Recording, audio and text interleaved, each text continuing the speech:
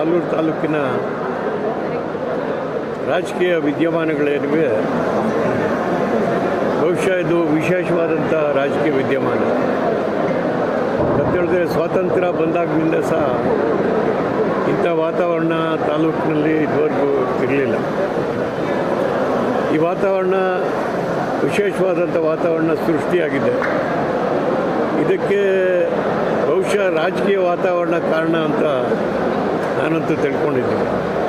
ಇದರ ಹಿನ್ನೆಲೆ ಏನು, ಯಾರ್ಯಾರು ಈ ವಾತಾವರಣ ಸೃಷ್ಟಿಯಾಗೋದು ಕಾರಣಕರ್ತರೇನು, ಅದನ್ನು ವಿಶ್ಲೇಷಣೆ ಮಾಡೋದಕ್ಕೆ ನಾನು ಹೋಗಲ್ಲ. ಯಾಕಂತೇಳಿದ್ರೆ ಅದಕ್ಕೆ ಬೇರೆ ರೂಪುರೇಷೆಗಳು ಬರ್ತವೆ. ಈಗ ರೀಕೌಂಟ್ ಇರೋದ್ರಿಂದ ನಾವೆಲ್ಲ ಕಾನ್ಫಿಡೆಂಟ್ ಆಗಿದ್ದೀವಿ, ಮತ್ತು ನಂಜೇಗೌಡರು ಗೆದ್ದು ಬರ್ತಾರೆ ಅಂತ. ಬರಲಿ ಅಂತಲೂ ಸಹ ನಮ್ಮ ಮನೋಭೂಮಿಕೆ ಹೇಳ್ತದೆ. ಯಾಕಂತೇಳಿದ್ರೆ ಇಲ್ಲಿ ರಾಜಕೀಯ ವಾತಾವರಣ ಕೆಡಬಾರ್ದು. ಕೆಟ್ಟರೆ ಬಹುಶಃ ಎಲ್ಲ ಆಯಾಮಗಳಲ್ಲೂ ಸಹ ಕುಂಠಿತ ಆಗ್ತದೆ. ಆ ದೃಷ್ಟಿಯಿಂದ ಮತ್ತೆ ನಂಜೇಗೌಡರು ಗೆದ್ದು ಬರಬೇಕು ಅಂಥ ವಾತಾವರಣ ಬಹುಶಃ ಅಲ್ಲಿ ಕೌಂಟಿಂಗ್ನಲ್ಲೂ ಇದೆ. ಮೊದಲು ಎಲೆಕ್ಷನ್ನಲ್ಲೂ ಆ ಕೌಂಟಿಂಗ್ನಲ್ಲೂ ಇತ್ತು ಅಂತ ನನ್ನ ಭಾವನೆ. ಅದು ಏನೇ ಆಗಲಿ, ಈಗ ಹೈಕೋರ್ಟಲ್ಲೂ ಅದು ಸಂದೇಶ. ಯಾಕಂದರೆ ಯಾವುದೇ ಹೈಕೋರ್ಟ್ ಜಡ್ಜ್ಮೆಂಟ್ ಮೇಲೆ ವಿಶ್ಲೇಷಣೆ ಮಾಡೋದು ಸಂವಿಧಾನಾತ್ಮಕವಾಗಿ ತಪ್ಪಾಗ್ತದೆ. ಆದರೂ ಸಹ ಜಡ್ಜ್ಮೆಂಟ್ ಬಂದ ಮೇಲೆ ನಾವು ಸ್ವಲ್ಪ ಸೂಕ್ಷ್ಮವಾಗಿ ನಾವು ಸ್ವಲ್ಪ ಇಲ್ಲಿ ಗಮನಿಸಬೇಕಾಗ್ತದೆ.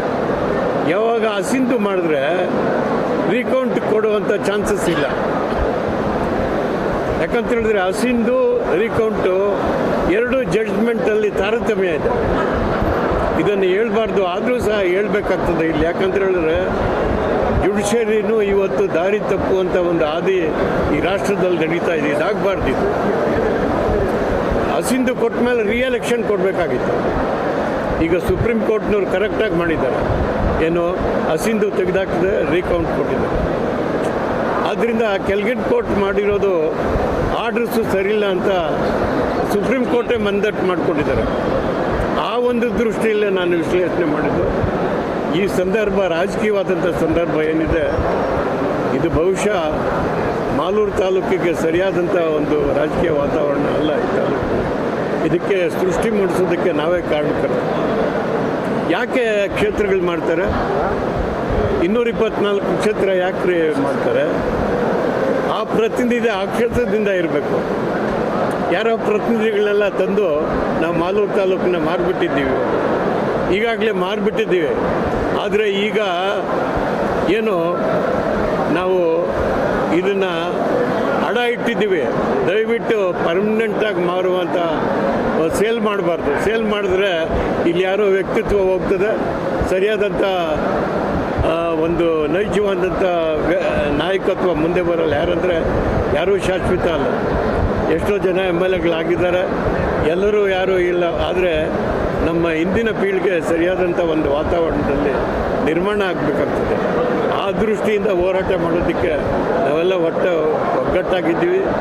ಮುಂದೆ ನನ್ನ ಅನಿಸಿಕೆ ಏನಂತ ಹೇಳಿದ್ರೆ, ಮಾಲೂರು ತಾಲೂಕಿನಲ್ಲೇ ಪ್ರತಿನಿಧಿ ಆಗಬೇಕು. ಮಾಲೂರು ತಾಲೂಕಿನಲ್ಲೇ ಪ್ರತಿನಿಧಿ ಆಗಬೇಕು. ಆ ದೃಷ್ಟಿಯಲ್ಲಿ ನಮ್ಮ ಹೋರಾಟ ಅಂತೇಳಿ ಎಲ್ಲರಿಗೂ ನಮಸ್ಕರಿಸಿ ನಾನು